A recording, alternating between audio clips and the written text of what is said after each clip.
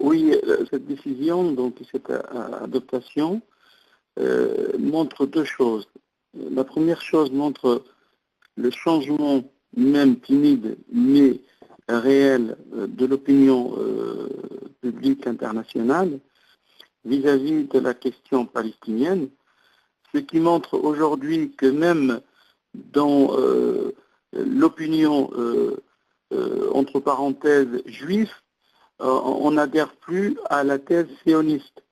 Et donc ça, c'est un énorme changement qui montre bien qu'aujourd'hui, ce que les Palestiniens ont fait de résister face à la machine de guerre sioniste, extrémiste de Netanyahou et de Berman, donc ce changement de l'opinion a été favorable à la question palestinienne.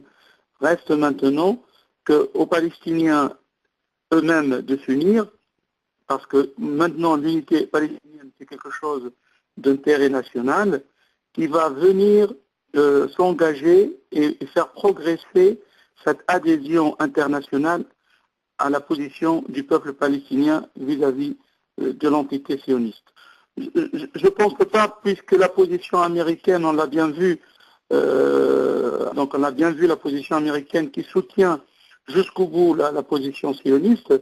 Donc aujourd'hui, cette adoption montre qu'il y a un changement progressif de l'opinion occidentale surtout, et que l'entité sioniste, elle est dans la défensive, c'est-à-dire depuis à peu près une trentaine d'années, c'est aujourd'hui l'entité sioniste sur tous les plans, elle est dans un état de défense et dans un état favorable de manipulation au niveau de l'information.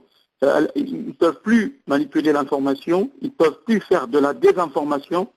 Et donc, dire qu'on peut aller un jour voir l'entité sioniste devant la Haye, peut-être on verra des personnalités sionistes vont venir devant la justice internationale. Oui, je pense que ça, on arrivera et on va voir qu'un jour, dans les mois, les années prochaines, des personnalités de haut rang sionistes seront jugées par l'opinion et par la justice internationale.